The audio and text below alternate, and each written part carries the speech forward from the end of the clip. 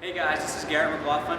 One exercise I want to talk about today is what's called the squat. The squat is one of the most basic foundational movements there is.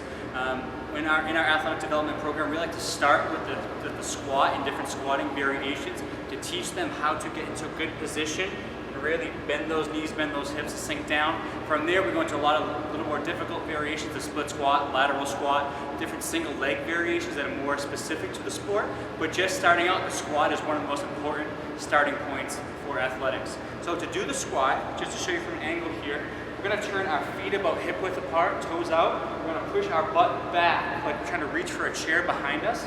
Push the hips back, sink down, nice and low, thighs parallel with the ground, and then drive up through the legs. So if you notice, my hips are shifting back. I'm not bending down this way. My knees come too far forward. Reach the hips back, but keep the chest up tall, sink down, and then drive up through the legs. And big thing is alignment on this one, teaching the body, the hips to stabilize, the knees and ankles to be in a good position, pushing those knees outward. Here, you'll see a lot of people have what's called the valgus collapse. A lot of kids especially, they come down and let those knees collapse in.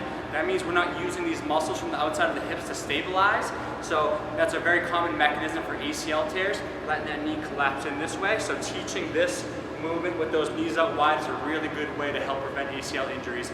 From there, once we have the kids master the squat pattern, we can add some weight, what's called the goblet squat. So if you hold the kettlebell or a dumbbell right up to the chest here, it's resting right on my chest, hands are pulling it against the body.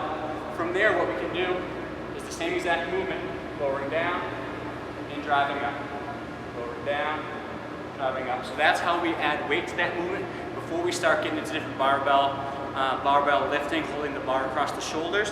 This is really the starting point for all those movements. Again, most basic foundational movement for all the sports that we're trying to teach to really weighs into or affects jumping and landing, kind of that same exact pattern right there. So teaching the basic framework is really what we start with here at the ADP program. Thank you.